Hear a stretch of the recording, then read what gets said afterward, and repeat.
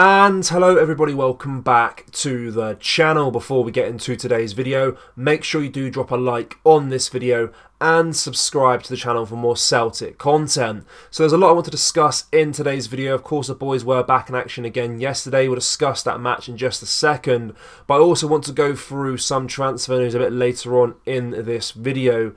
So yesterday, the boys were back in action against Ross County at Celtic Park. We got 3 points, but it was a very, very disappointing 1-0 victory. Of course, after 60 seconds, we came out the gates flying and we got our first goal and only goal of that game through Alistair Johnston. And at that point, you were thinking to yourself, all signs were pointing to a thumping and an absolutely brilliant confidence booster game.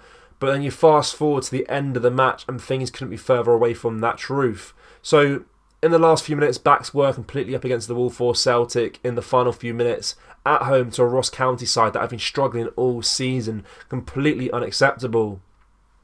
Now, in my opinion, I thought Ross County had the better chances in the first half, and maybe the first 5-10 minutes of the second half where we came out more energised and a bit faster flowing football. They had the better chances in the second half as well. A completely really poor performance from Celtic standards, and we really do look like we're lacking creativity in those attacking areas on the pitch. It's also worth mentioning as well the 2 penalty misses from that game. Luis Palmer, of course, missing both of them. As a fan, you can't accept a penalty miss in a match. Of course, it happens. You can't score every single one. But when they miss 2 penalties in a game and use a similar technique, it is very, very frustrating to watch. You're kind of hoping that his mindset for the second one, after missing the first one, would be to thump it, hit his laces through it and blast it into the back of the net. Unfortunately, that wasn't the case for Palmer. Now, a player that joined us in the summer, he was the diamond in amongst the mud, really. He was our best signing this summer, which shows our really poor recruitment. It's been poor for some time now. I do think Palmer is a good player. I do think he has great potential to be a great Celtic player for many years to come, but he really needs to be more consistent. You look at his stats, they are very good, goals and assists in the games that he's played, but there are certain games, like yesterday, you do think he could do a lot better, and he didn't look like the quality of a Celtic player yesterday whatsoever.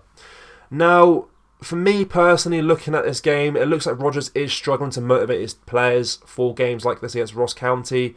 Of course, there's been a lot of stick in with the Scottish leagues for many, many years now by the difference in quality between the top team, Celtic, and the bottom teams like Ross County, which is understandable. And, you know, a lot of media hype coming into these games is that our Celtic will win this game 5-6-0. And I really do think the players start to believe this, and they do switch off a little bit when they come into this match at home to Ross County. They do think they're going to walk through this game and win 5-6-0. Obviously, that wasn't the case yesterday.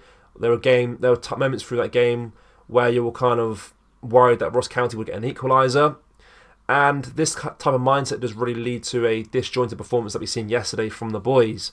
Obviously, when you go into derby games against Rangers, it's very easy to motivate the players because they know how big the occasion is. But it is very, very evident that Rodgers is struggling to motivate his team for games against Ross County like yesterday, and something needs to change with regards to that. Now, there's some individuals I do want to single out a little bit here.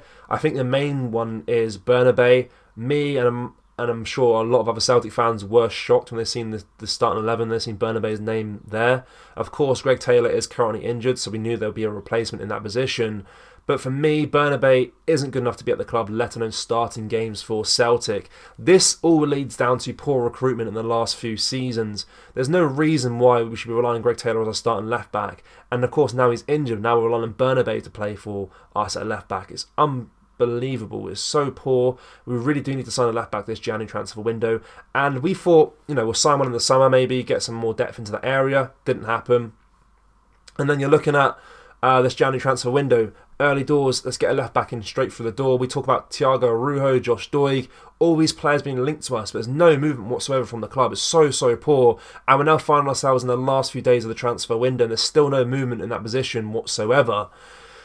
Now, Kyogo, this one, I don't really blame him too much for. He was a ghost in that game. It does seem like we're not really playing to his strengths, which is frustrating. He had so little touches throughout that game. I think it was like 15, 16 touches in that whole game. So, so poor. And there were parts of that match where I even forgot he was on the pitch, to be completely honest with you. Which just speaks volumes, really. Of course, last season he was superb. Glimpses of this season have been really good. But I don't completely blame Kyogo for it. I just don't think we're playing to his strengths whatsoever. And hopefully that can change very, very soon. I also wrote down Palmer to kind of single out, but we kind of spoke about him already with regards to his penalty miss and stuff like that. I also thought Carter Vickers was good in this game as well. I was very nervous when they took him off the park. I felt like we may concede an equaliser. Thankfully we didn't, of course. But he was one of the standout performers for us in that game. Also, Joe Hart deserves some criticism as well. I feel like when cross balls come into the box, he looks very shaky at collecting them and retrieving them balls. I think his time is up at Celtic. I do think we will wait until the summertime before we replace him, but definitely he cannot be a first choice goalkeeper beyond this season whatsoever. Now let's get into some transfer news, because there's a little bit to discuss here with Celtic's interest in Bologna's Sidney van Hooijdonk, as it has increased, as reports from Sky Sports does state. Now the boys want to bolster their attacking options, as we mentioned previously in this transfer window. But as things stand right now, there's no formal move being made for the 23-year-old striker. So Sky Sports' Anthony Joseph recently shed light on this evolving story, confirming that Celtic's interest in Van Hooijdonk. While the club's intent is clear, their approach does remain cautious, however.